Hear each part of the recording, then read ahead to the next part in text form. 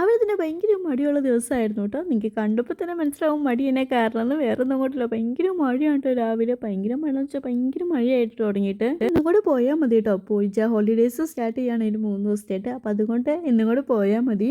3 ദിവസത്തേട്ട് അവധിയും കാര്യങ്ങളൊക്കെയാണ് കേട്ടോ. പിന്നെ മഴയൊക്കെ മാറി നമ്മൾ ജോലിക്കൊക്കെ പോയി വൈകുന്നേരം ആയപ്പോൾ ചെക്കനെയും കൂട്ടിയിട്ട് നേരെ അവൻ്റെ മുടിയൊക്കെ ഒന്ന് വെട്ടി ഇറക്കാമെന്ന് വിചാരിച്ചു. അവനെ പോയി അങ്കണവാടി പോയി ചെക്കനെ പോയി കൂട്ടി കൊണ്ടുവന്നു കേട്ടോ.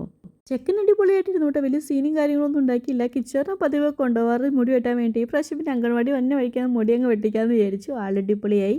പിന്നെ നമ്മൾ വീട്ടിലേക്ക് വേണ്ടി കുറച്ച് പോട്ടൊക്കെ വാങ്ങിച്ചിട്ടുണ്ടായിരുന്നു കേട്ടോ. അപ്പോൾ അതിൽ വെക്കാൻ വേണ്ടി കുറേ ചെടികളൊക്കെ വാങ്ങിക്കാൻ വേണ്ടി ഒരു ഷോപ്പിൽ വന്നതാണ് കേട്ടോ. അപ്പോൾ ഇതാണ് നമ്മുടെ ഷോപ്പ്. ഇവിടെ നിന്നാണ് മിക്കപ്പോഴും നമ്മൾ വാങ്ങിക്കാറുള്ളത് ചെടി.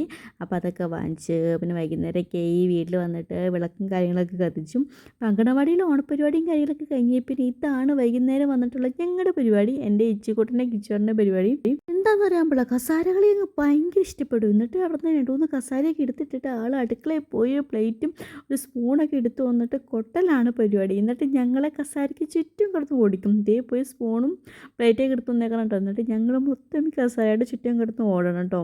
ഓണക്കളികളിൽ ഏറ്റവും ചെക്കന് ഇഷ്ടപ്പെട്ടത് എന്തോ കസാരകളിയാണെന്ന് വിചാരിച്ചു. അത് ഞങ്ങൾക്ക് ഭയങ്കര 8ൻ്റെ പണിയാവുകയും ചെയ്തു. രാത്രി മൊത്തം ഈ കറക്കം ഈ ഓട്ടാണ് ഞങ്ങളുടെ പരിപാടി.